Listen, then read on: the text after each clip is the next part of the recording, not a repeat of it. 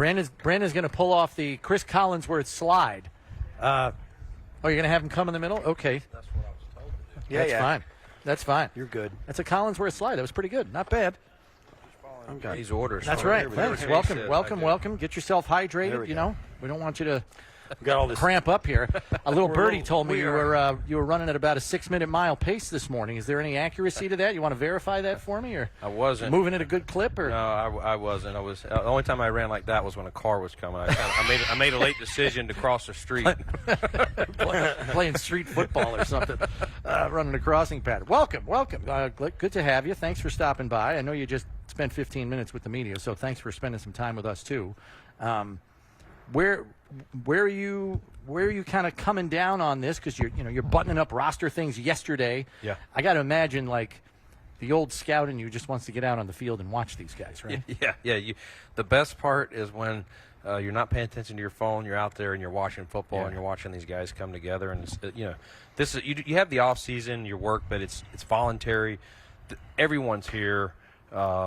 Everyone's working with the groups, and you're starting to say, all right, this is day one of whatever art you're building, or you're painting. It's not going to look pretty. There was definitely some rough patches in practice today to be expected, but it should continue to get better. The good thing, it's the good and the bad about practice, though. If it's a rough patch for Josh and the offense, it's actually a good patch for the defense, and you got guys playing well, and and it's a give and take. I saw the 2-minute drill at the end of practice. They were doing the 2-minute, and the second offense got stopped. Yeah. And everybody's like, oh, no, we didn't. And I was like, no, your team won. You still win. Defense.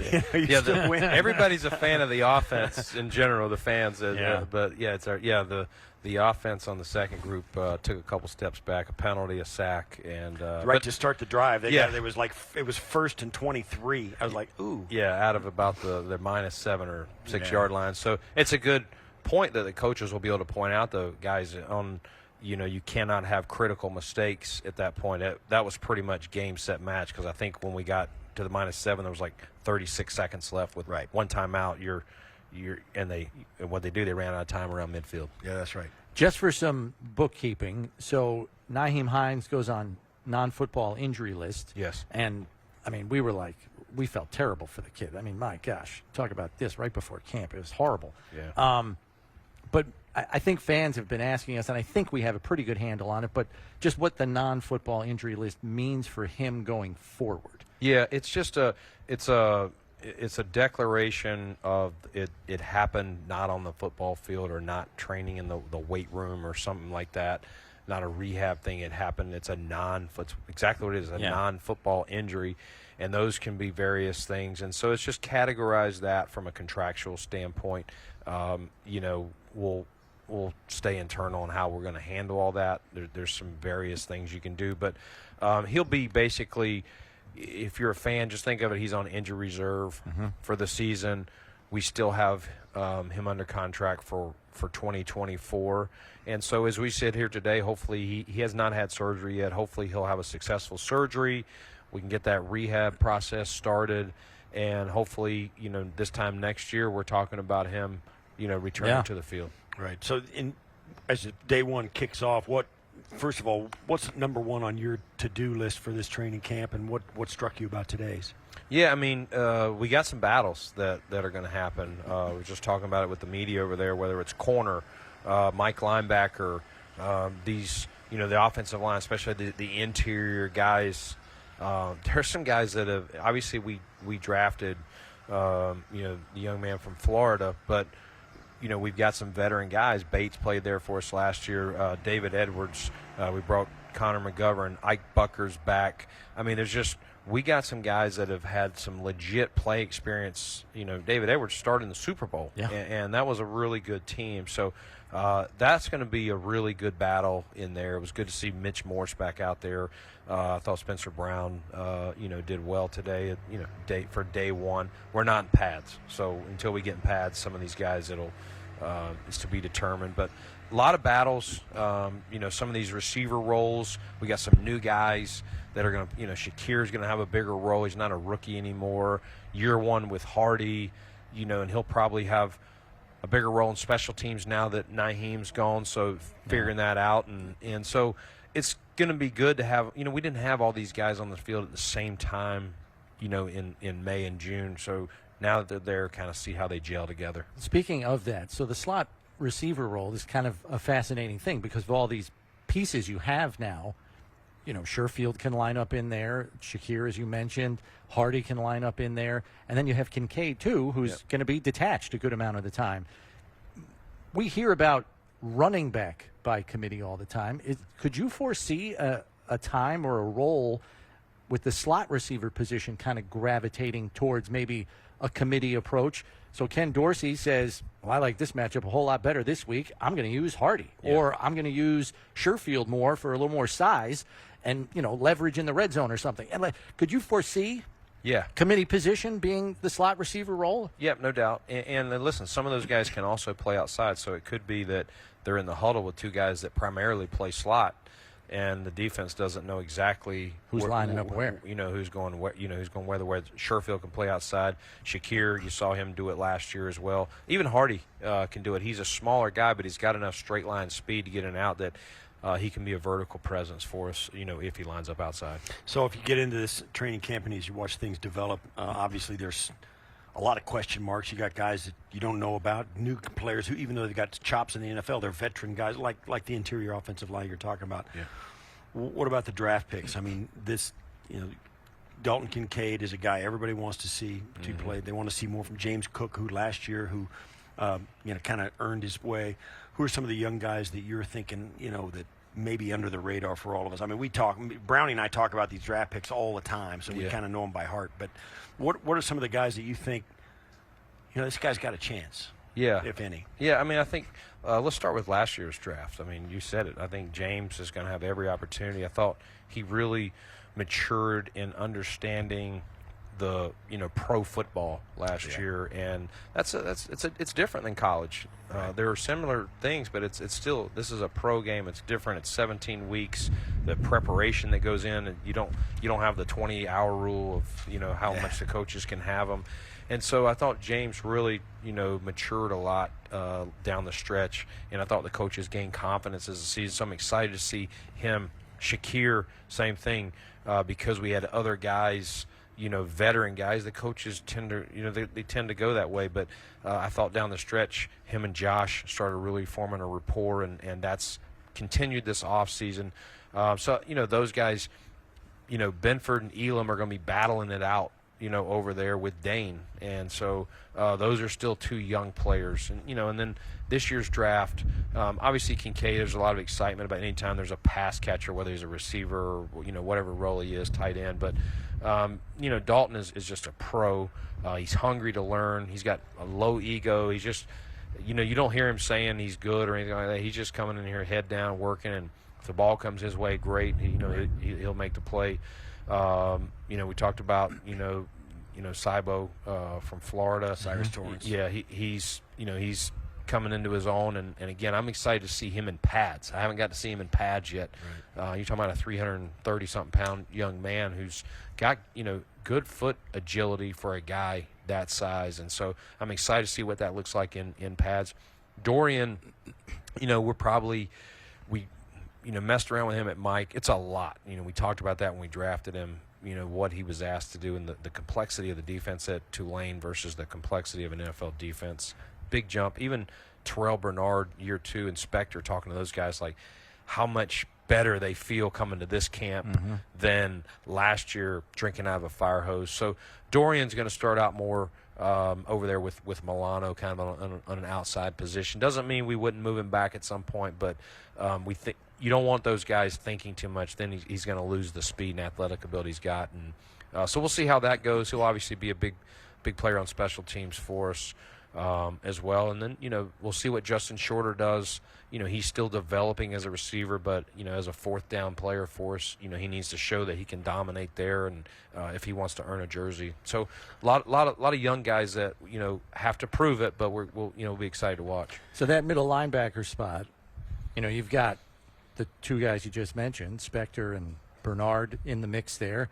It looks like A.J. Klein is your veteran insurance because you know what he can do. Correct. So, and then Dodson and Tyrell, right? So how do you And I asked Bobby Babbage this back in the spring, and he didn't want to pin it down, but knowing that preseasons are shorter than they used to be, knowing you don't have 2-a-day practices to give all 3 guys or 4 guys the reps you want, how do you navigate that and decide, A, when to whittle the pool down to 3 or 2, and then B, decide on a time where, all right, we got to make a decision here so we can get that guy that's going to start ready for week 1? Yeah, that's a great question.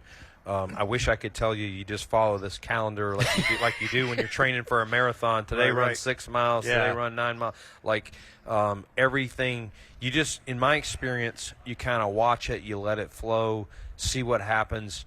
Usually in some form or fashion, at some point, the cream will start rising to the top. Sometimes a guy can get nicked up. It sets him back. So we'll just kind of let it unfold, see how it plays out.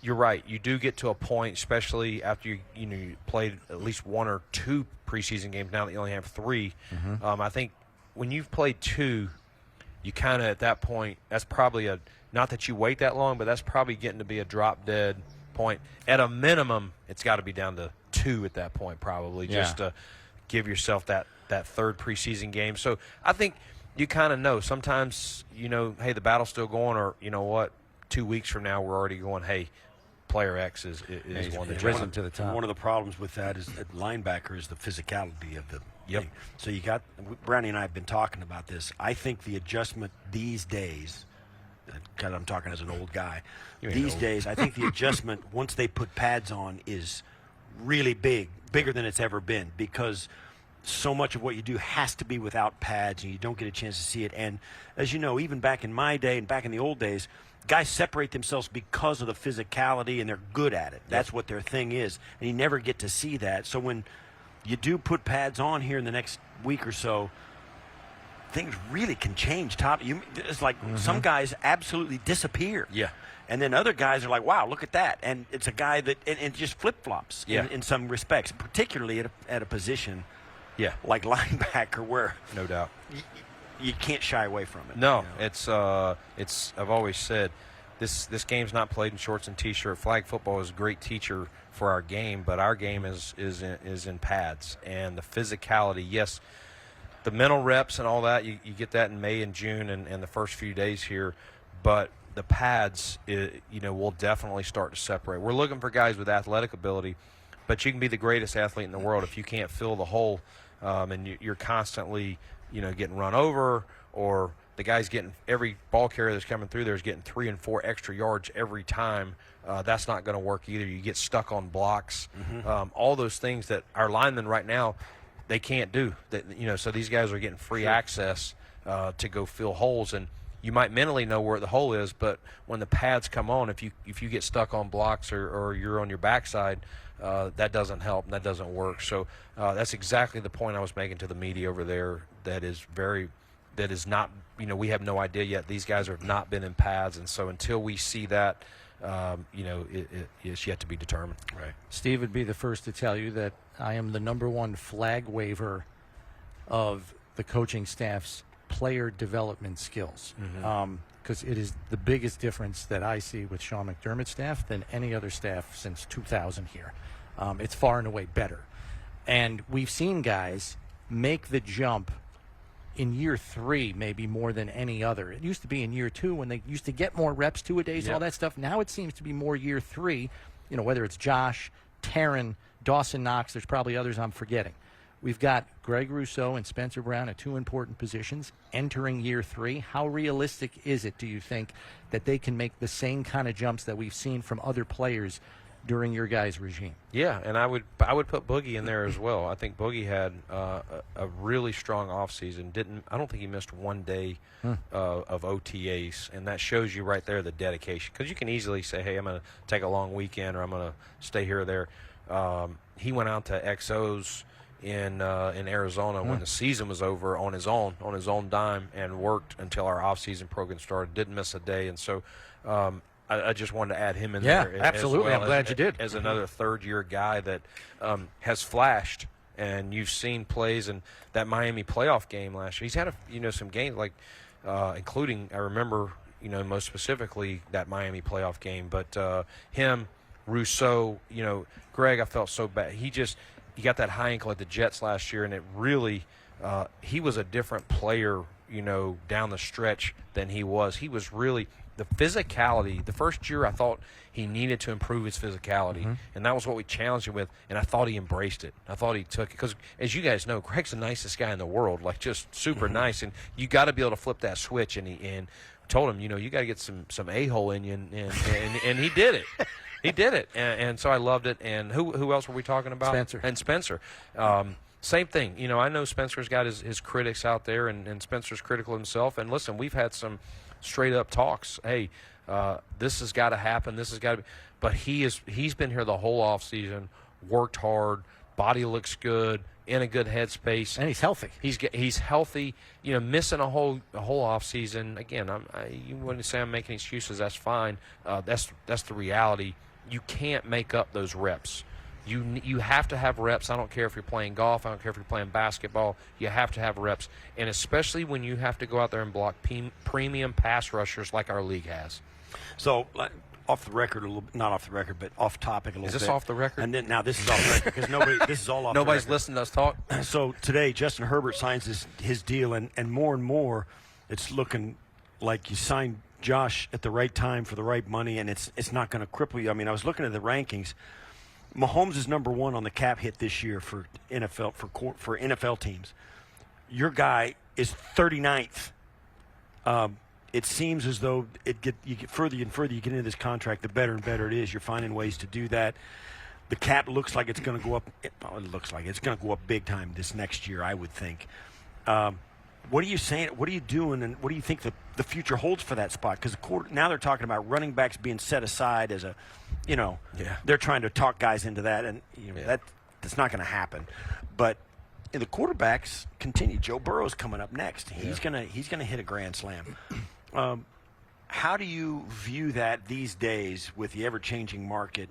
Signing your guys Josh is tied up and you got him under contract and all that, so you're kind of buttoned up.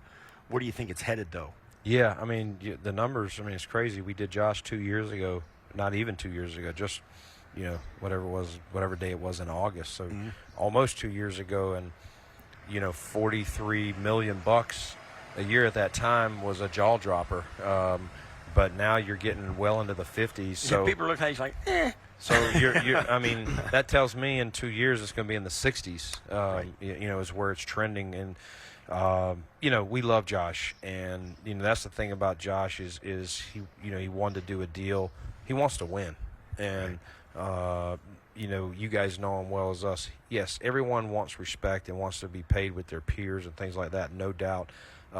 Josh wants to bring a Lombardi, and so he worked with us on his deal, and we wanted to be fair to him. And so, the numbers are going to continue to rise, and so we're fortunate that we have Josh under contract, and hopefully we can continue to build around that. Hopefully, as you said, I'm crossing my fingers for a big cap increase because we're going to need it again next year, but we'll figure that out as it comes. The last one I've got for you, you referenced this when you spoke to the media back during minicamp when you said Brian Gaine reminded me that since May 1st we got 12 new guys on the roster.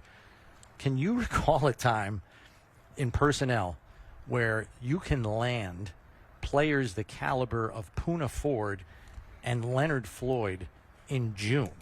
To me, I can't, those are huge acquisitions that, people are like, 1 year deal. I'm just like, we got Poona Ford and Leonard Floyd in June? What? Can you recall a time where the market was so flush with talent that late in the game? Yeah, it's weird because free agency is not always cracked up to be. I find myself sometimes feeling bad for guys that you're hearing their market's going to be X, and for whatever reason, they were always the bridesmaid.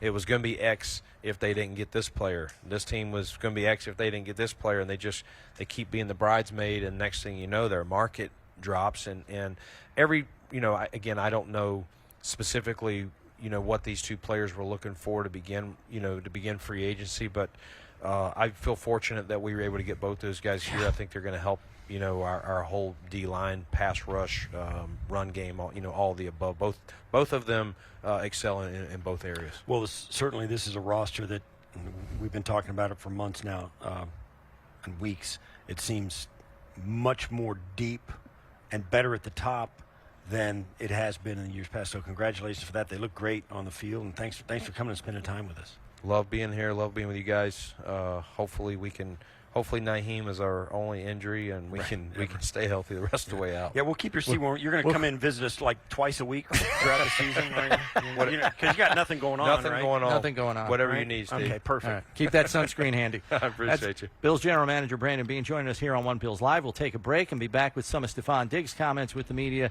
earlier today here on One Bills Live, presented by Kaleida Health. It's Buffalo Bills Radio.